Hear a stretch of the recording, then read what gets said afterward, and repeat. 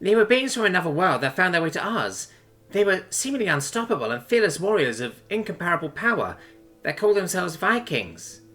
Did you say Vikings? I half yelled. Of all the things she could have said, that was definitely not on my list of potential guesses. Suma's head pulled back quickly. Yes, she said hesitantly. Have you heard of them? She seemingly realised. In a manner of speaking, yes. They invaded my homeland over 1,000 years ago, although we call them the Danes and Northmen. So, their wrath made its way to your world as well. They were ruthless in my world. Was it the same for yours? She didn't have lips, but based on her tone, I could just imagine her spitting at their names. Her voice was almost spiteful, as if they were her world's equivalent to Nazis. Yeah, they came from out of nowhere and conquered as they went. They would attack, raid, and loot everything, then take as many people for slaves as they could. Men, women, and even children. It didn't matter to them. I told her everything I remembered from history class, but that wasn't much. I think they mostly attacked port cities, though. I can't say I paid much attention to the stories from our arcane history class, but that definitely sounds like them with one major difference, Suma said. What? They didn't take any slaves. Really?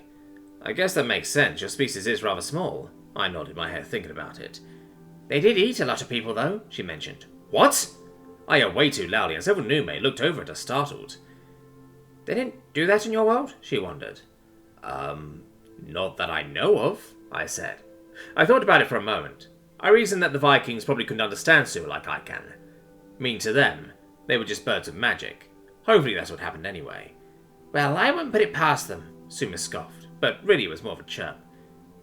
Hey, Suma, I want to practice my magic a bit. Can you give me some pointers? I said, changing the topic to something less disgusting than cannibalism. Suma hesitated for a moment. I can try, but chaos magic is very different from order magic. What I know may not translate very well. Well, you showed me how to use summoning magic. It can't be that different, I pointed out. True, Suma said. I guess there is no harm trying. And I guess we need to bond my new sword and shield too, I added. Yes, we need to do that before you leave the day, or at least find a place in my home to store it safely, she said. I'll fly ahead and summon you once I get to the training area. With that, Suma spread her wings and took off. While waiting, I thought it would be fun to try out some magic. Okay, something simple.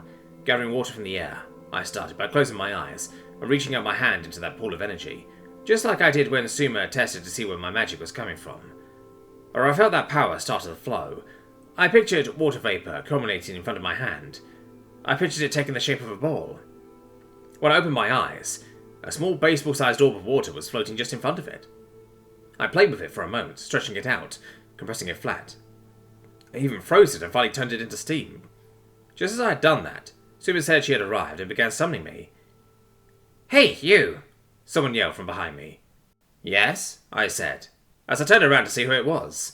But just as I did, I felt something big and heavy hit my face. Hard. Then everything went black.